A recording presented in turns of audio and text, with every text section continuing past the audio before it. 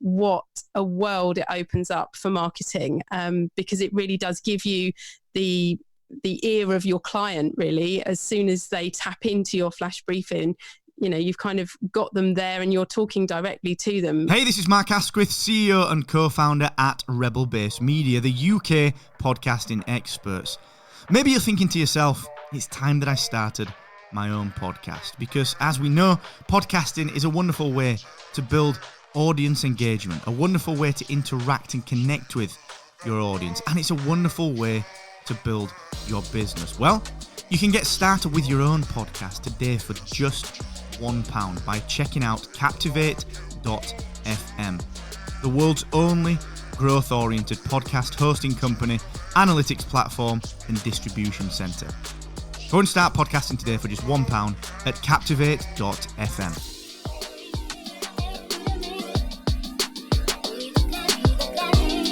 Hello and welcome to another episode of MarketEd Not Live, the podcast for marketers who are looking to their own community to find out what's working now and what is coming up in the very near future.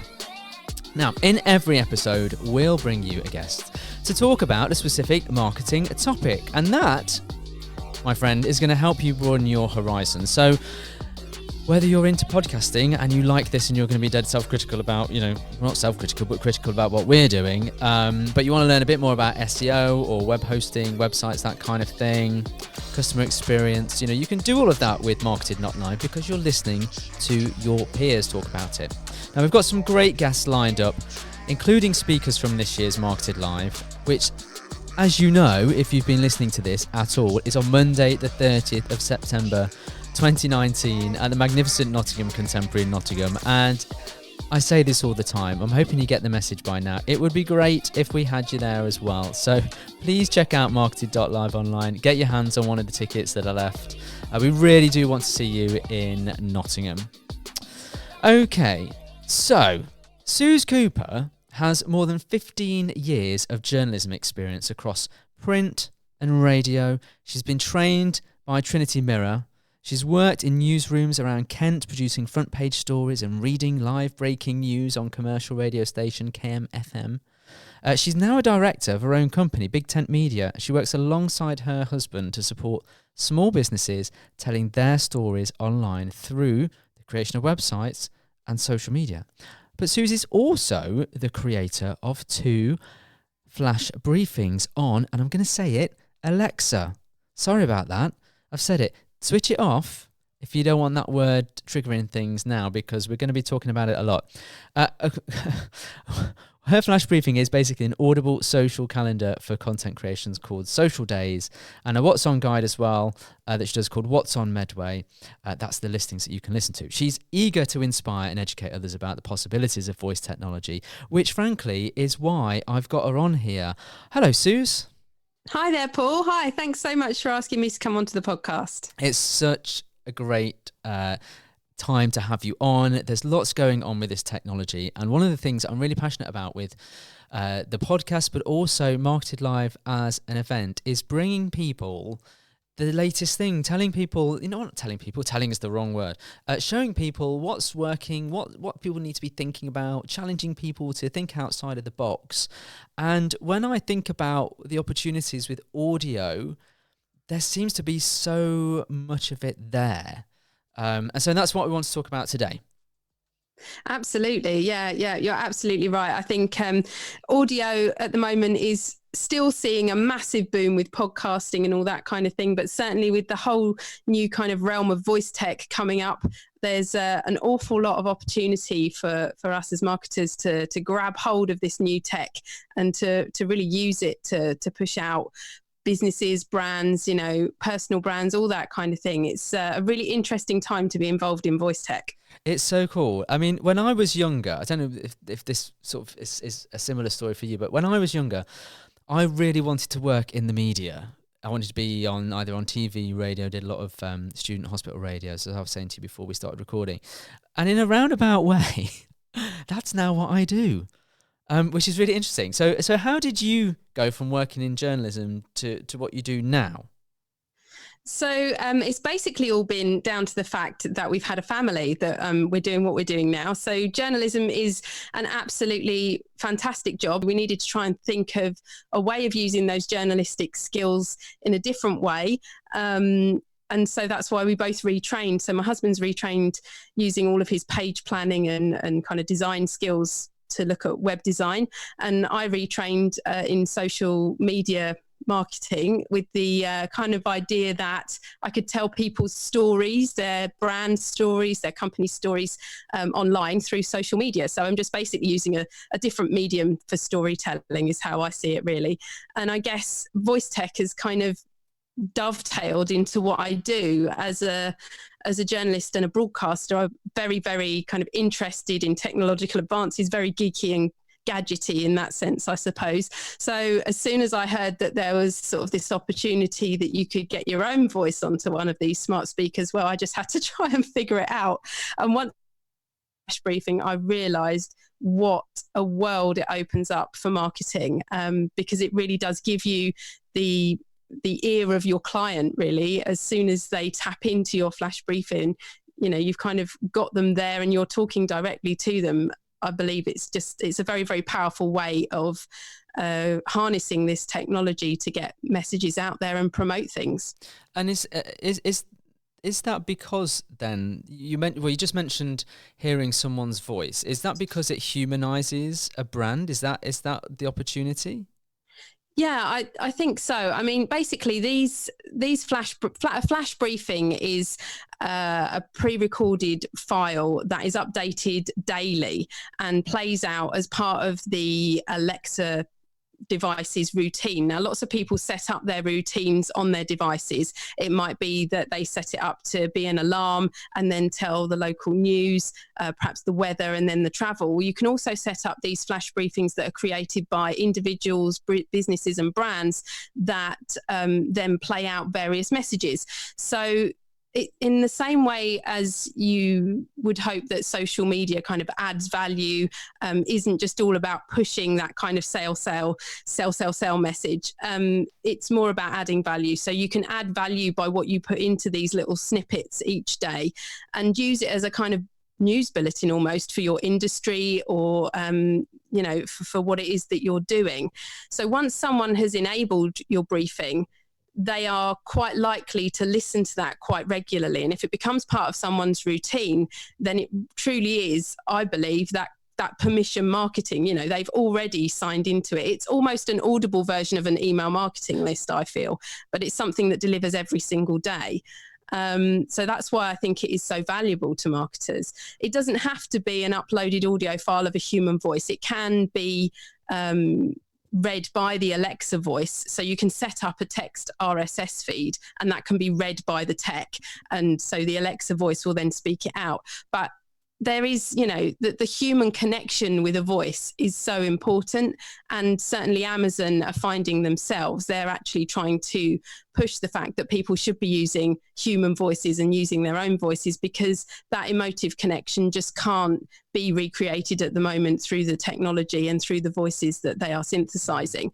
So, a human voice gives away an awful lot of stuff. It gives away detail, intent, emotion, and yeah, as I say, they can't quite recreate that at the moment. So it is a way of speaking directly to people who are interested in what you have to say, because they have physically gone and enabled that skill, enabled that flash briefing with the intention of listening to it regularly. I've got so many questions from what you've just said. Okay, so I'm going to kind of ask a couple of these, possibly in quick succession then. So okay, let's deal with the voice versus the Alexa voice. So I can understand that. I can understand that, if you're just having somebody read something out, then a couple of things are going to happen. One is that the way somebody speaks is not necessarily the way that somebody writes, or vice versa. So that's going to sound maybe a little bit odd.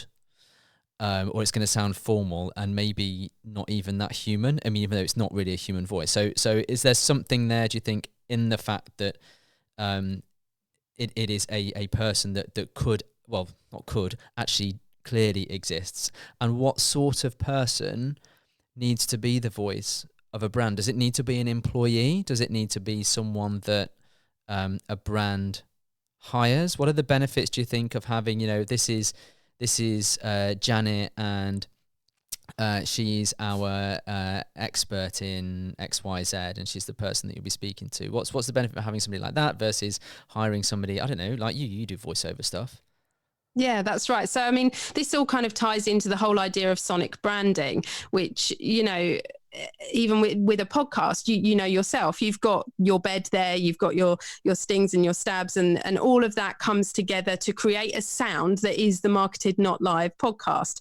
In the same way that everybody knows the tones of the Intel inside, and everybody would recognize the McDonald's sound if they heard it wherever they were in the world. Yeah, absolutely. So the voice has to be considered as part of that sonic branding package. So while I believe it would be good to be hearing from that person that is in that business, in the same way that perhaps with social media, you might feel like the person behind the business should perhaps be the person sending out the tweets and the messages. As we all know, and as a social media manager myself, I understand that that's not always possible from within the business. Thank goodness, because that's my job. I take that on for them. And so I have to work closely with them to create a brand tone of voice document and to use that. And that would be the same if I were to do a flash briefing or create a skill for another company. I'd work very closely with them to make sure I'm using their tone of voice, turn of phrase that they would particularly want. And there's no real kind of shame almost in using somebody from outside of the company to voice that. I think what happens is that voice becomes the voice of that company, and as long as you are speaking on behalf of that company in the way that they want you to, then that is accepted by the listeners. There is always, of course, that passion. If say it was a skill that was to do with motivational speaking, or the kind of phrases that you might see on a graphic meme or whatever when you're flicking through Facebook or Twitter or whatever, it might be that someone who actually writes those, the way that they say that, or the passion with which they create that picture with their voice when they're speaking, might not be easily recreatable by someone else. Right. So, you have to consider that there might be that passion behind that person within the industry. And that is what might really resonate with the listener and, really push them to act. Because of course, your flash briefing, as with social media marketing, it's got a call to action. In itself, it's a great thing. But at the end of it, that's, when you give out that call to action, whether that's go to my website and sign up for this lead magnet, or, follow me on Twitter to find out more things, you're going to be asking someone to do something and to go forward and take action. So you do want to make sure that whatever voice it is really resonates and causes that next action to knock on and have that effect that you're putting this together for. You mentioned about adding value, and you talk about it being similar to social media in many respects, in terms of building maybe awareness and consistently adding that value before just kind of asking for something. I can understand that when you've got something that happens every day, and I also very much understand the idea of this is a personal space, because I know from working with doing a lot of messenger marketing and stuff that that's a very personal space, and it's very much about how you talk to that person. In terms of how some of the language needs to be, are we talking to an individual? Are we talking to a room full of people, or dare I say, does it depend? So for example, in this podcast, it is very unlikely that more than one person is listening to this at this very moment, because I might be in someone's earpods or something like that. So I would tend to talk about you on a one-to-one level. Now, it seems that there are some similarities perhaps with a flash briefing talking to you, but of course that device may be in a room where there's lots of people. So is there any, what do you think to that? What should we be talking to? I think you are always talking to that one listener.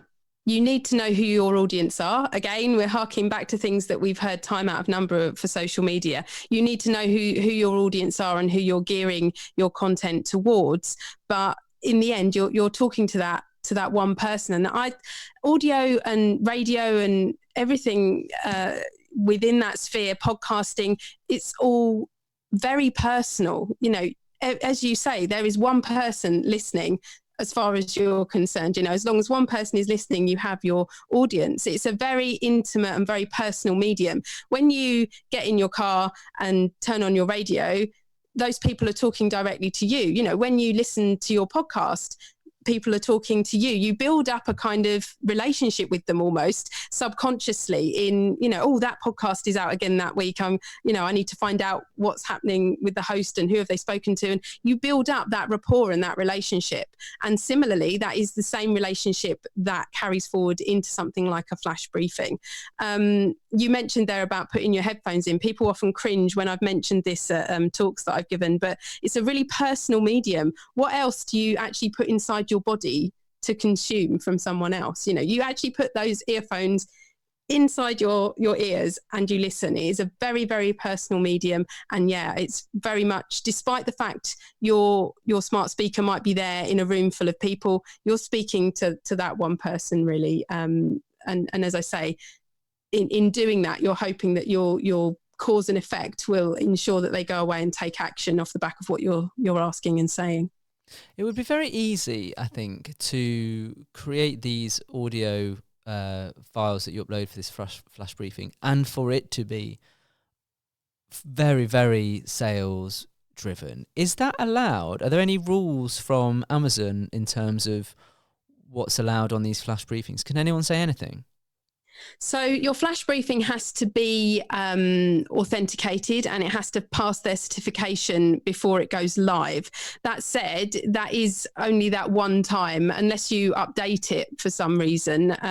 They're not kind of checking back, as far as I know, in terms of checking whether or not you're adhering to rules. You also have to declare whether or not you've got sponsorship in there. The idea is that it isn't just blasting adverts out at people and being spammy. And I do think that if they were to come across a flash briefing that was doing that, I do actually think they would pull it. And actually at the moment, there are so few flash briefings and the community is so tight knit with people that are creating these things that I think you would kind of get found out and called out on it, to be honest.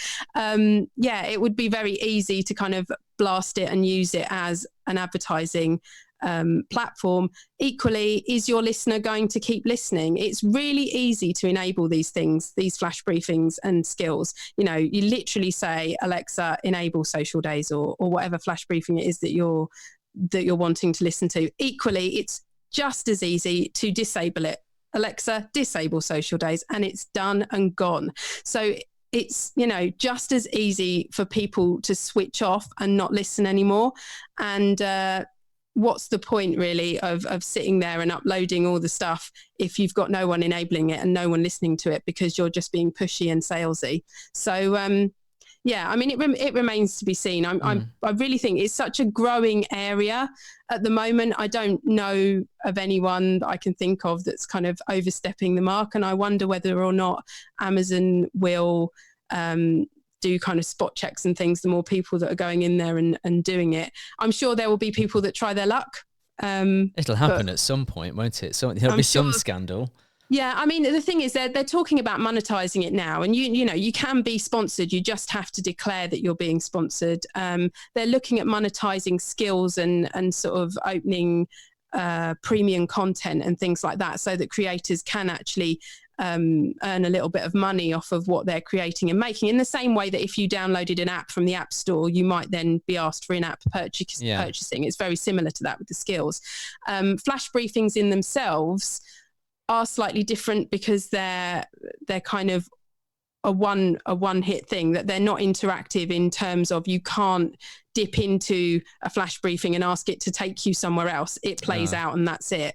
But I'm sure they will be enhancing them and advancing them and all kinds of things. And I'm sure people will push their luck with them. But as I say, kind of what's the point if it's just going to switch people off? You wouldn't continue to listen to something that was just blasting you with promotional material. No, or incredibly boring, actually, because I just think about my behavior. I am someone that flits about from thing to thing, switching things on, off, subscribing, unsubscribing, and all that kind of stuff, depending on how I feel about something. And what I've noticed about my behavior with the Alexa device is really that I will come across something, and I'll come across it, I guess I'll come across it on social media more than anything else. I think I have looked it up on the Amazon website maybe once or twice when I was looking for a particular thing, but mainly it's social. And I've enabled it, and I've maybe let it run for 4 or 5 days or something like that, just to see what's what. But if it's boring or it's taking up time and I'm not getting anything from it, it's gone. Absolutely. And I think that's the thing. And I think people have got a lot more picky. Certainly I have, since the whole GDPR thing. Sorry, I said that. But since that, okay.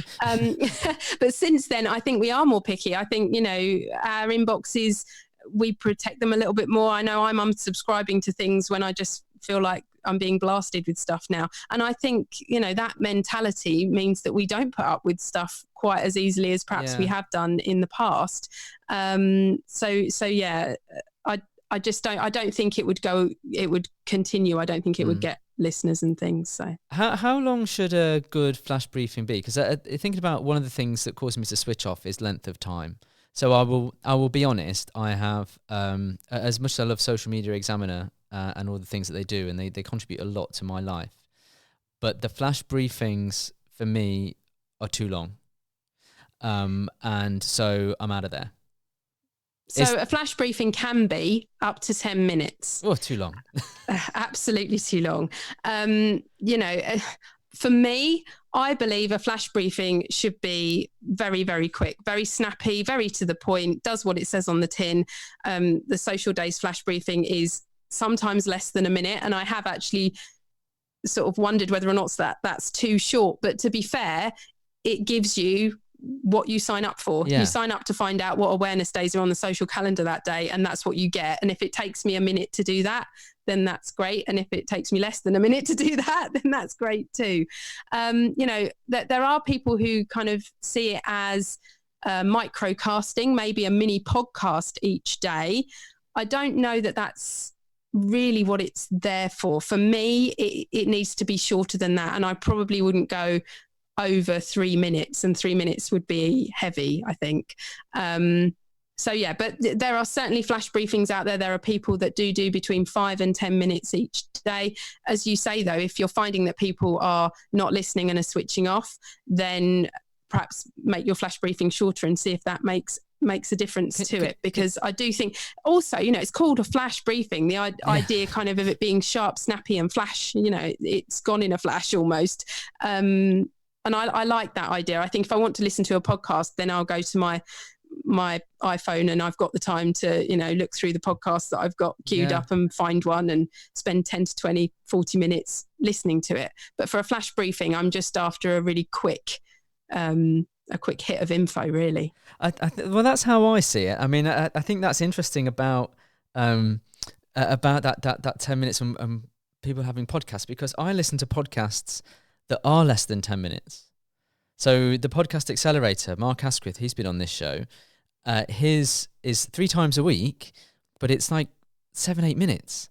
Great, nice, easy to consume. Happy to do that on a podcast in the car on the way in. But when I use a flash briefing, I will say things like, start my day, and then I've got, I don't know, the weather, the news, and then my flash briefings. And whether it's because I've got too many or whatever, but I'm doing that to kind of go, right, let's get this information, and then let's start my day. Let's do something else. So for things to go on and on doesn't feel right to me. Whereas I suppose if I could, here's a question, because I just don't know. Can you say, Alexa, play Social Day if you're subscribed?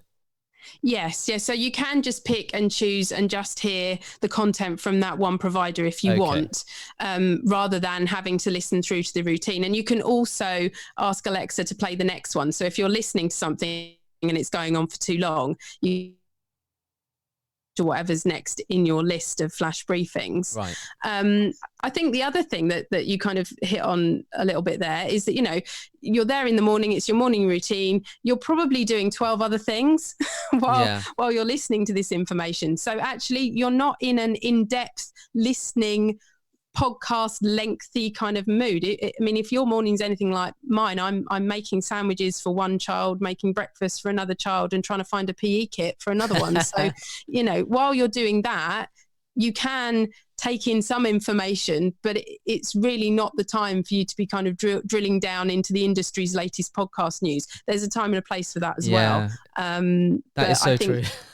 Yeah, I think certainly for a smart speaker, probably in the kitchen in your home while you're doing other things, you're just after a sort of short, sharp bit of information first thing in the morning, last thing at night. And to me, it needs to be sharp and snappy. We're talking about Alexa, of course, and Alexa Flash Briefings. Is this sort of thing available on the other sort of format platforms like Google Home and Apple Pod or whatever it is? So the Google Assistant doesn't have a kind of flash briefing equivalent as far as I know, but they're certainly working on what you might call selective news. Okay. So I think the AI that they're looking at is kind of looking at what people are listening to each day and from what sources they're listening to. You know, if you ask Google Assistant to play your news, which stories are you listening to through to the end and which ones are you skipping out? And then actually trying to use that data to deliver a bulletin to you that's full of the news that you would listen to. So it's kind of trying to build you a personalized news bulletin, which is just a slightly different kind of take on it. I say that because a flash briefing is effectively a short news bulletin from whatever source it is that you're listening to, whether that be a company or an actual news outlet like the BBC or CNN or whatever. So, you know, they're kind of looking at it in a kind of different way, I suppose. And as far as I know, there isn't a way for creators to have that in the same way. But I guess the word "yet" is probably appropriate at Absolutely. I mean, it's, you know, I mean, whether there's a tool that allows you to just upload and distribute. So, you know, like your Libsyn or your Captivate, or, you know, any of these podcast platforms. Yeah, I mean, all the platforms at the moment are really working on trying to make podcasts searchable via voice. That is something that whoever kind of really truly cracks that straight off, you know, that is really going to make a huge difference, I think, because people will then be able to basically ask to hear their favorite podcast and then run a voice search for the latest MarketEd live, not live podcast that mentioned X, Y, or Z, you know, and it'll whittle it down and actually be able to throw that back out at you. There are skills and actions on Google Assistant that you can listen to podcasts via, but at the moment, you know, there's no kind of true basis where that's kind of really happening. And I think that will be quite a big thing. Now, I struggle sometimes with planning and recording a podcast. You know, I'm finding that batching content helps, but of course, you know, with this podcast, I've got to arrange people to come in and have those conversations. How do you manage a daily submission? So yeah, it's all about batching. It's all about being really super organized with it, and looking kind of weeks ahead, really. So there are people who are creating flash briefings that are very reactive and are like the latest voice news or the latest industry news, and they will record them and upload them daily and send them out daily. I'm afraid I can't do that because I can't be sure that I will definitely have that time in my day that day to upload and get it out there. And one of the main reasons for people switching off of flash briefings is that they're not being updated often enough, and so people then hear the same content rolling over days, and people then get fed up with that and get bored, as we've said, and they'll just disable the flash briefing. So it is all about making sure before you start that you have got both the content to cover 365 days a year and then start again, and also that you have the commitment to it to be able to record, produce and upload it at least once a week, which is what I do. So at the moment I I've got my content kind of planned out in a spreadsheet for a month, but I record each week on a Sunday and then upload them, so that for the whole of that week it's kind of scheduled basically from a podcast host that then flips it over at 1 minute past midnight every morning. So it is about being organized enough, and it is quite a huge commitment to take on, and it's probably more work than I even realized when I first started doing it, but it is also a little bit addictive. I can imagine. How do you know it's working then? So in your case, what metrics should one be looking at? Are we still looking at things like, is retention time, is that possible to see, or is that an important metric? And then how do you know that all of your efforts are worth it? So one of the main bugbears of creators at the moment with Amazon is that their analytics are very, very scant. You can basically see how many people have enabled your skill, and you can see how many plays you've got. And that's about it. And I have to say that generally the number of people, in my experience anyway, the number of people who've enabled your skill, probably half of them are actually listening each day. So you do have those figures to go on. They're not massive figures. And the second bugbear of creators is discoverability. And you hit on it slightly earlier when you said that, you find out about things via social. People don't really realize that these things are being created and that there are these kind of app-like pieces that they can enable on the Alexa devices. They don't really realize that there's a whole part of the Amazon store where you can go on there and have a look and browse through and, filter by topics and all sorts of different things. People just don't know that they're there. So, discoverability is a huge issue.